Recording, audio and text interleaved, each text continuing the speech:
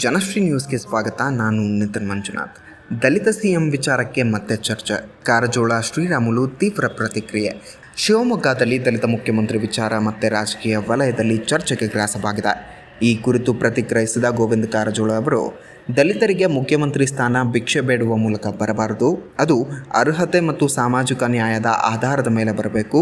ಮಲ್ಲಿಕಾರ್ಜುನ್ ಖರ್ಗೆ ಅವರ ಕಾಲದಿಂದಲೇ ಈ ಕೂಗು ಕೇಳಿ ಬರ್ತಾ ಇದೆ. ಆದರೆ ದಲಿತರಿಗಾಗಿ ಭಿಕ್ಷೆ ಬೇಡುವ ರಾಜಕೀಯ ಬೇಡ ಎಂದು ಹೇಳಿದರು. ಮುಖ್ಯಮಂತ್ರಿ ಸ್ಥಾನಕ್ಕೆ ದಲಿತರಿಗೆ ಕೊಡು ಅಂತ ಹೇಳಿ ಭಿಕ್ಷೆ ಬೇಡ್ದಂಗೆ ಬೇಡುವುದೇ ಒಂದು ಅವಮಾನ ಅಂತ ನಾನು ತಿಳ್ಕೊಂಡೆ. ಮುಖ್ಯಮಂತ್ರಿ ಸ್ಥಾನ ಅವರ ಅರ್ಹತೆ ಮೇಲೆ ಬರಬೇಕು, ಸಾಮಾಜಿಕ ನ್ಯಾಯದ ಮೇಲೆ ಬರಬೇಕು. ಬಿಟ್ಟು ನನಗೆ ಕೊಡಿ ಅಂತ ಹೇಳಿ ರಾಜ್ಯದಲ್ಲಿ ಖರ್ಗೆ ಅವ್ರ ಕಾಲದಿಂದ ಶುರು ಆಗ್ತಿತ್ತು. ಮುಖ್ಯಮಂತ್ರಿ ಸ್ಥಾನ ದಲಿತರಿಗೆ ಕೊಡಿ ಇದೊಂದು ಅವಮಾನದ ಸಂಗತಿ. ದಲಿತ ಮುಖ್ಯಮಂತ್ರಿ ಅನ್ನೋದೇ ಅವಮಾನದ ಸಂಗತಿ. ಕಾಂಗ್ರೆಸ್ ಪಕ್ಷದಲ್ಲಿ ಒಳಭಿನ್ನತೆ ಇದೆ ಎಂದು ಟೀಕಿಸಿದ ಅವರು, 3 ವರ್ಷಗಳಲ್ಲಿ ಕಾಂಗ್ರೆಸ್ 3 ಗುಂಪಾಗಿದೆ. ಡಿಸಿಎಂ ಡಿಕೆ ಶಿವಕುಮಾರ್ ಅವರು ಸಿಎಂ ಆಗಬೇಕು ಅಂದರೆ ಮಹದೇವಪ್ಪ ಮತ್ತು ಪರಮೇಶ್ವರ್ಗೆ ಕೊಡಿ ಎನ್ನುವಂತಹ ಕೂಗು ಕೇಳಿ ಬರ್ತಾ ಇದೆ. ಲಿಂಗಾಯತರು ನಮಗೆ ಕೊಡಿ ಎನ್ನುತ್ತಿದ್ದಾರೆ. ರಾಜ್ಯದಲ್ಲಿ ಅಭಿವೃದ್ಧಿ ಇಲ್ಲ, ರೈತರ ಆತ್ಮಹತ್ಯೆ ಹೆಚ್ಚಾಗ್ತಾ ಇದೆ. ಆದರೆ ನಾಯಕರು ಕುರ್ಚಿಗಾಗಿ ಕಿತ್ತಾಡ್ತಾ ಇದ್ದಾರೆ ಎಂದು ಆರೋಪಿಸಿದರು. ಕುರ್ಚಿ ಕಾದಾಟ ಬಿಟ್ಟು ಜನರಲ್ಲಿ ವಿಶ್ವಾಸ ಮೂಡುವಂತಹ ಆಡಳಿತ ನೀಡಿ ಒಳ ಮೀಸಲಾತಿ ಕೊಡುವುದಾಗಿ ಗಿಮಿಕ್ ಮಾಡಿ ಕೈ ಬಿಟ್ಟಿದ್ದಾರೆ. ಇದು ವಿಶ್ವಾಸ ದ್ರೋಹ. 39,000 ರು ಬಜೆಟ್ನಲ್ಲಿ ಘೋಷಿಸಿ ಬೇರೆಡೆ ಬಳಸಲಾಗಿದೆ. ಈ ಬಾರಿಯಾದರೂ ಆ ಮೊತ್ತವನ್ನು ಘೋಷಿಸಬೇಕು ಎಂದು ಆಗ್ರಹಿಸಿದರು. ಸಿದ್ದರಾಮಯ್ಯ ಅವರನ್ನು ಉದ್ದೇಶಿಸಿ, ನೈತಿಕತೆ ಇದ್ದರೆ ಅಭಿವೃದ್ಧಿ ಕೆಲಸಗಳನ್ನು, ನೀರಾವರಿ ಯೋಜನೆಗಳು ಪೂರ್ಣಗೊಳಿಸಿ, ಗುತ್ತಿಗೆದಾರರಿಗೆ ಬಿಲ್ ನೀಡಿ ಆತ್ಮಹತ್ಯೆ ತಡೆಗಟ್ಟಿರಿ, ಗ್ಯಾರಂಟಿ ಕೊಡಲು ನಿಮಗೆ ಯಾರು ಹೇಳಿದ್ದಾರೆ ಎಂದು ಪ್ರಶ್ನಿಸಿದರು. ಮೀಸಲಾತಿ ವಿಚಾರಕ್ಕೆ ಮಾತನಾಡಿದ ಅವರು, ಮೀಸಲಾತಿ 56% ಆಗಿದೆ ಎಂದು ನ್ಯಾಯಾಲಯಕ್ಕೆ ಅರ್ಜಿ ಹಾಕಲಾಗಿದೆ. ದಾಖಲೆಗಳನ್ನು ಸರಿಯಾಗಿ ನೀಡದ ಕಾರಣ ನ್ಯಾಯಾಲಯ ತಡೆ ನೀಡಿದೆ. ಇದರಿಂದ ನೇಮಕಾತಿಗೆ ಹಿನ್ನಡೆ ಉಂಟಾಗಿದೆ. ಸರ್ಕಾರವೇ ಬೇರೆಯವರ ಮೂಲಕ ಅರ್ಜಿ ಹಾಕಿಸಿ ತಡೆ ಕೋರಿದ್ದಾರೆ ಎಂದು ದೂರಿದರು. 6.5 ಕೋಟಿ ಜನರ ಮುಖ್ಯಮಂತ್ರಿ ಆಗಬೇಕೆ ಹೊರತು ದಲಿತ ಮುಖ್ಯಮಂತ್ರಿ ಆಗಬಾರ್ದು.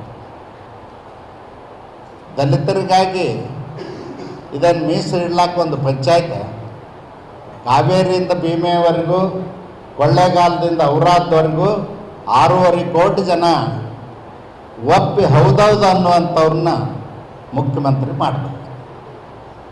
ಇದು ನನ್ನ ಆಸೆ ಮತ್ತು ಅಪೇಕ್ಷೆ. ಇವತ್ತೇನಾಗಿದೆ, 3 ವರ್ಷದಲ್ಲಿ 2.5 ವರ್ಷದಿಂದ 3 ಗುಂಪುಗಳಾಗಿ ಕಚ್ಚಾಡ್ತಾ ಇದ್ದಾರೆ.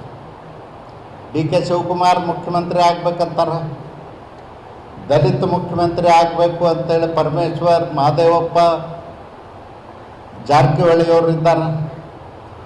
ಮತ್ತು ಅವ್ರ ಹಿಂದೆ ಒಬ್ಬರು KH ಮುನಿಯಪ್ಪನವರು ಇದ್ದಾರೆ. ಈ ರೀತಿ ದಲಿತರಿಗೆ ಕೊಡಿ ಅಂತ ಕೇಳ್ತಾ ಇದ್ದಾರೆ. ಇನ್ನು ಲಿಂಗಾಯತರು ನಮಗೆ ಕೊಡಿ ಅಂತ ಅವ್ರು ಕೇಳ್ತಾ ಇದ್ದಾರೆ. ಇದು ಒಳ್ಳೆಯ ವಿಚಾರ ಅಲ್ಲ. 2.5 ವರ್ಷದಿಂದ ಬರೀ ಕುರ್ಚಿ ಕಚ್ಚಾಟದೊಳಗೆ ಆಡಳಿತ ಸಂಪೂರ್ಣವಾಗಿ ಕುಸಿದು ಹೋಗಿದೆ. ಯಾವುದೇ ಅಭಿವೃದ್ಧಿ ಕೆಲಸ ಕಾರ್ಯಗಳಾಗ್ತಾ ಇಲ್ಲ. ಹೆಣ್ಣು ಮಕ್ಕಳ ಮೇಲೆ ಅತ್ಯಾಚಾರ, ಕೊಲೆಗಳಾಗ್ತಾ ಇದ್ದಾವೆ. 1300ರಷ್ಟು ದಲಿತರ ಮೇಲೆ ದೌರ್ಜನ್ಯ ಪ್ರಕರಣಗಳಾಗಿದ್ದಾವೆ, ಸಾವು ನೋವುಗಳಾಗಿದ್ದಾವೆ. ರೈತರು ಆತ್ಮಹತ್ಯೆಯನ್ನು ಮಾಡಿಕೊಂಡಿದ್ದಾರೆ. ಇಂಥ ದುರಾಡಳಿತ ಮಾಡಿಕೊಂಡು ಕುರ್ಚಿಗಾಗಿ ಕಾದಾಡ್ತಕ್ಕಂಥ ಕೆಟ್ಟ ಪರಿಸ್ಥಿತಿ ರಾಜ್ಯದಲ್ಲಿ ಇವತ್ತು ಕಾಣ್ತಾ ಇದೆ. ಅದಕ್ಕೆ ನಾನು ಮುಖ್ಯಮಂತ್ರಿಗಳಿಗೆ ಹೇಳಲಿಕ್ಕೆ ಬಯಸ್ತೇನೆ, ಈ ಕುರ್ಚಿ ಕಾದಾಟವನ್ನು ಬಿಡಿ, ಜನರಿಗೆ ವಿಶ್ವಾಸ ಮೂಡತಕ್ಕಂಥ ಆಡಳಿತವನ್ನು ಕೊಡಿ. ಈಗೇನಾಗಿದೆ, ದಲಿತರಿಗೆ 25 ವರ್ಷದಿಂದ ಒಳ ಮೀಸಲಾತಿ ಕೊಡ್ತೀವಿ. ಇದರ ಬಗ್ಗೆ ಮಾತನಾಡಿದ ಮಾಜಿ ಡಿಸಿಎಂ ಬಿ ಶ್ರೀರಾಮುಲು, ಅಭಿನಂದನಾ ಸಮಾರಂಭಕ್ಕೆ ಅಧ್ಯಕ್ಷರಾಗಿ ಪ್ರಭಾಕರ್ ಕೋರೆ ಹಾಗೂ ಕಾರ್ಯದರ್ಶಿಯಾಗಿ ಗೋವಿಂದ ಕಾರಜೋಳ ಅವರು ಕಾರ್ಯನಿರ್ವಹಿಸಲಿದ್ದಾರೆ. ರಾಷ್ಟ್ರೀಯ ನಾಯಕರು ಕಾರ್ಯಕ್ರಮಕ್ಕೆ ಆಗಮಿಸಲಿದ್ದಾರೆ. BS ಯಡಿಯೂರಪ್ಪ ಅವರಿಗೆ ಕಾರ್ಯಕ್ರಮ ಮಾಡುವ ಆಸಕ್ತಿ ಇರಲಿಲ್ಲ, ಆದರೆ ಎಲ್ಲರ ಒಪ್ಪಿಗೆಯೊಂದಿಗೆ ನಡೆಸಿ ಎಂದು ಅವರು ಸೂಚಿಸಿದ್ದಾರೆ ಎಂದರು. 6.5 ಕೋಟಿ ಜನ ಮೆಚ್ಚುವಂತಹ CM ರಾಜ್ಯಕ್ಕೆ ಬರಲಿ. ಬಿಜೆಪಿ ಸರ್ಕಾರ ಪರಿಶಿಷ್ಟ ಜಾತಿಗೆ 15% ಇಂದ 17% ಹಾಗೂ ಪರಿಶಿಷ್ಟ ವರ್ಗಕ್ಕೆ 3% ಇಂದ 7% ಮೀಸಲಾತಿ ಹೆಚ್ಚಿಸಲು ನಿರ್ಧರಿಸಿತ್ತು. 2022ರಿಂದ 24ರವರೆಗೆ ಒಟ್ಟು 24% ಮೀಸಲಾತಿ ನೀಡಲಾಗಿದೆ.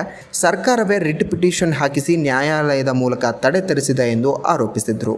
ಇದೇ ರೀತಿಯ ನಿರಂತರ ಅಪ್ಡೇಟ್ಗಳಿಗಾಗಿ ನೋಡ್ತಾ ಇರಿ ಜನಶ್ರೀ ನ್ಯೂಸ್.